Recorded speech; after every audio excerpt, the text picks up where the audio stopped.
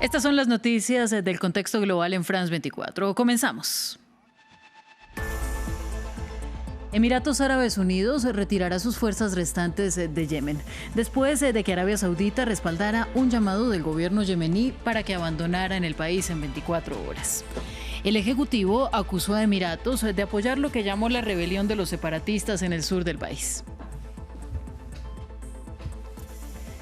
En Alemania, un sorprendente robo a un banco sacó de las arcas un botín valorado en al menos 30 millones de euros. Los ladrones perforaron un grueso muro de hormigón y forzaron miles de cajas de seguridad en una sucursal del banco Sparkasse en la ciudad occidental de Gelsenkirchen. Y en Bolivia, los sindicatos se enfrentaron a la policía en La Paz durante protestas contra el decreto del gobierno que eliminó la subvención a los combustibles. El Ejecutivo defiende la medida como clave para garantizar el abastecimiento y aliviar las finanzas del Estado.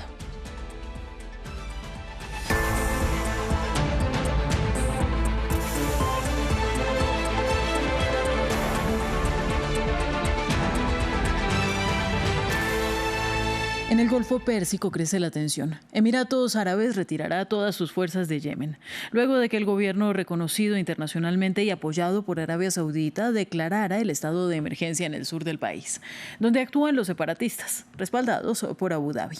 Más temprano, Riad bombardeó un cargamento de armas que aseguraron estaban destinadas a los separatistas.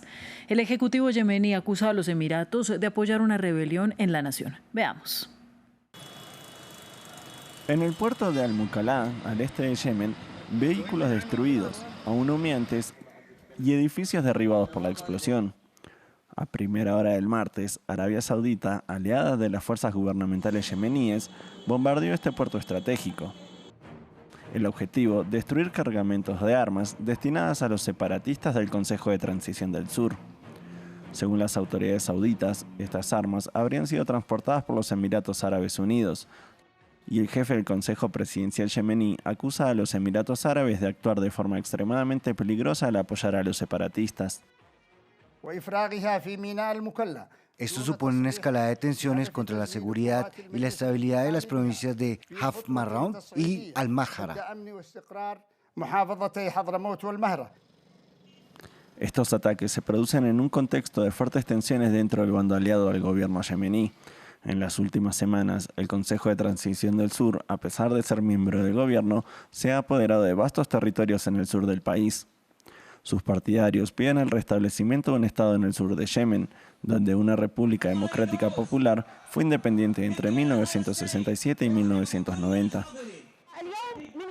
Le decimos a la comunidad internacional y a la coalición árabe deben respetar la voluntad de este gran pueblo, que ha encargado a nuestro jefe, el líder Haidar Aus al-Zubaydi, que declare el sur como estado independiente. Riad ha advertido al CTS contra cualquier acción militar y ha exigido la retirada de sus fuerzas, una petición rechazada por los separatistas. Estas nuevas tensiones debilitan aún más a Yemen, ya devastado por más de 10 años de conflicto, que desde 2014 enfrenta al gobierno apoyado por Riad con los rebeldes hutíes proiraníes y que ha provocado una de las peores crisis humanitarias del mundo. Ahora vamos a Irán, donde por tercer día siguen las manifestaciones en rechazo a la situación económica, en un contexto de devaluación de la moneda y aceleración de la inflación. Desde el gobierno resaltaron que harán modificaciones en el proyecto de presupuesto de 2026 y que responderán a los reclamos. Ramiro Cueva Arberena nos amplía. Movilizaciones por la situación económica en Irán. Por tercer día, los manifestantes salieron a las calles a reclamar por la caída del valor de la moneda nacional, lo cual aceleró la inflación, razones que derivaron en la renuncia del jefe del Banco Central. Ante el malestar de los ciudadanos, el gobierno prometió dar respuestas. El gobierno escuchará con paciencia, incluso si hay voces duras, porque creemos que nuestro pueblo es lo suficientemente paciente, y cuando alzan su voz, la presión que se ejerce sobre ellos es alta. La labor del gobierno es escuchar las voces y ayudarlos a alcanzar un entendimiento común para resolver los problemas que existen en la sociedad. En las principales universidades del país, los estudiantes también dieron su apoyo a los comerciantes que iniciaron las protestas el domingo. El estado económico se volvió delicado en 2025, con una moneda que se devaluó un 69% frente al dólar. Las preocupaciones y protestas de la gente respecto a los problemas de subsistencia deben ser respondidas con plena responsabilidad y el diálogo, especialmente con representantes de gremios, y la adopción de las medidas necesarias enfocadas en aumentar el poder adquisitivo de la gente y reformar el proceso de toma de decisiones económicas deben ser incluidos en la agenda de los funcionarios ejecutivos. El presidente iraní Masoud Pezeshkian aceptó hacer cambios en el proyecto de presupuesto por ser insuficiente ante la inflación, la cual fue superior al 52% en noviembre y diciembre respecto a la misma época del año pasado. En Alemania, ladrones se llevaron con éxito al menos 10 millones de euros en dinero y 20 más en objetos de valor de las cajas de seguridad del Banco Sparkasse, en la ciudad de Gelsenkirchen. Los autores perforaron un grueso muro de hormigón en una sucursal de la ciudad occidental y luego forzaron miles de cajas aprovechando la calma navideña. La mayoría de las tiendas y bancos en Alemania cierran durante la Navidad a partir del 24 de diciembre. La policía solo descubrió la caja fuerte tras la activación de una alarma de incendios en la madrugada del lunes 29. Es deprimente, es muy sospechoso que nada funcionara, ni una cámara ni un detector de movimiento, de hecho nada funcionaba, todo estaba apagado. Hoy en día vas al supermercado, quieres comprar un filete y está enumerado, no puedes llevártelo sin más, primero tienes que escanearlo, y aquí tienes un banco que se supone es el lugar más seguro del mundo y nada, eso es frustrante. En Colombia, la decisión del gobierno de Gustavo Petro de incrementar el salario mínimo para 2023 en un 23% ha provocado reacciones dispares tanto en la ciudadanía como en los diferentes sectores políticos. De un lado, el Ejecutivo y sus seguidores aseguran que la medida es histórica y que mejorará las finanzas de las personas empobrecidas.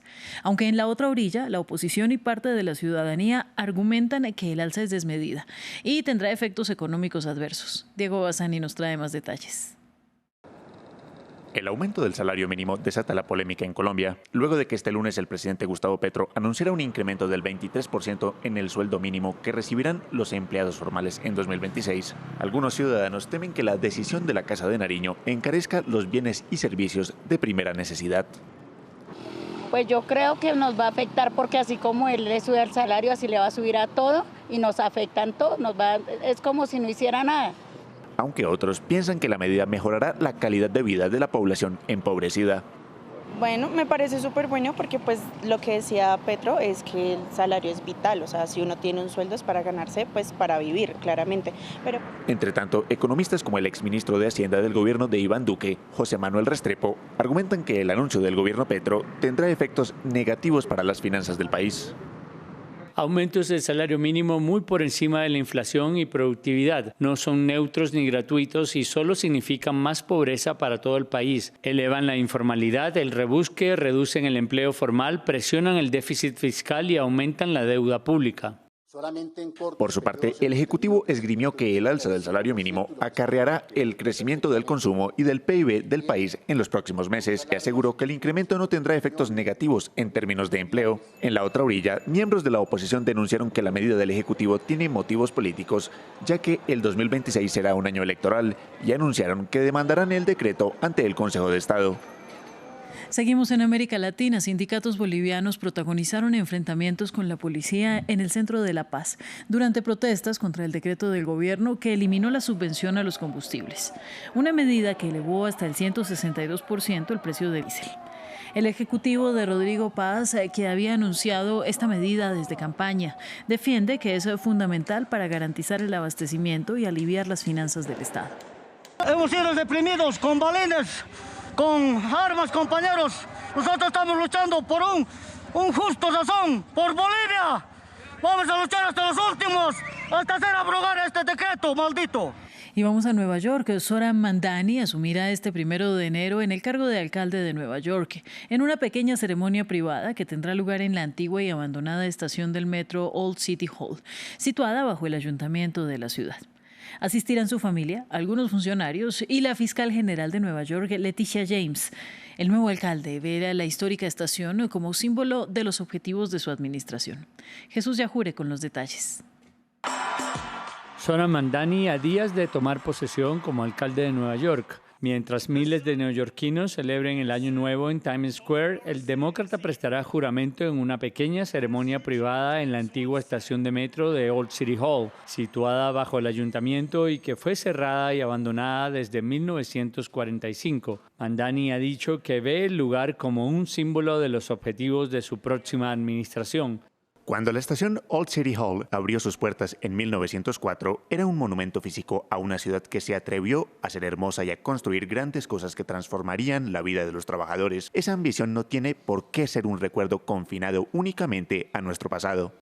La histórica estación, conocida por su arquitectura abovedada, cerró debido a la baja cantidad de pasajeros y a su plataforma curva que la hace inadecuada para trenes largos. En días recientes, Mamdani designó parte de su gabinete y se reunió con neoyorquinos de a pie a los que escuchó y atendió en el Museo de Queens en largas jornadas similares a la obra El artista está presente de la creadora de arte conceptual y del performance, la serbia Marina Abramovic. La fiscal general del estado de Nueva York, Leticia James, será quien le tomará el juramento. Es un honor para mí tomar juramento a Zoran Mamdani en la estación de metro Old City Hall en los albores del nuevo año. Nuestro metro nos conecta a todos y representa exactamente aquello por lo que lucha nuestro próximo alcalde, una ciudad en la que todos los neoyorquinos puedan prosperar. Tras la ceremonia de toma de posesión de Mamdani, los neoyorquinos podrán celebrar en una fiesta callejera que tomará una sección de la calle Broadway y que será gratuita para todos los neoyorquinos.